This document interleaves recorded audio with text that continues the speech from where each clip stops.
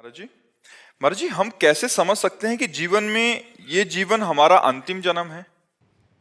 जब पेट भर जाता है तो पड़ोसी से नहीं पूछना पड़ता, अपने आप अनुभव हो जाता है कि हम छक गए। ऐसे ही जब भगवत प्राप्ति हो जाती है तो किसी से प्रमाण नहीं लेना पड़ता और अपने को पता चल जाता है कि अब मेरा काम हो गया, मैं जन्म मरण से मुक्त हो गया। उसके कुछ बाहरी लक्षण हैं: निर्माण अमोहा, जित संग दोषा, अध्यात्म नित्या, विनिवृत्त कामा, द्वंद्वैर विमुक्ता, सुख दुख संगई, गच्छन्त मूढ़ा पद्मव्ययम तत्।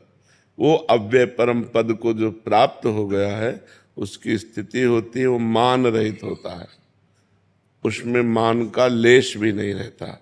निर्माण अमोहा, वो मोह रहित हो जाता है। जित संग दोषा, किसी भी विषय वस्तु व्यक्ति स्थान का उसके ऊपर कोई प्रभाव नहीं पड़ता, वो समस्त दोषों पर विजय प्राप्त किए होता है। जित संग दोषा अध्यात्म नित्या, वो आत्मस्वरूप में स्थित रहता है।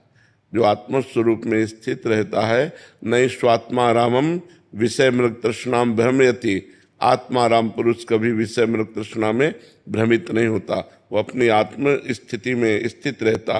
विनिवृत्त कामा, उसकी समस्त कामनाएं शांत हो जाती हैं, कोई कामना नहीं रहती।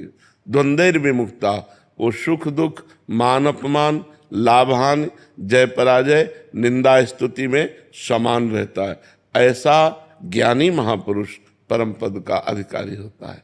अमूढ़ माने ज्ञानी, ऐसा ज्ञानी महापुरुष परम पद का जो इस स्थिति को प्राप्त हो गया है उसका आखिरी जन्म है। अब उसका जन्म नहीं होगा, क्योंकि जन्म कर्म परंपरा से होती है और उसकी कर्म परंपरा विध्वंस हो गई है ज्ञान के द्वारा। अब उसका जन्म नहीं होगा। समझ पा रहे हैं आप?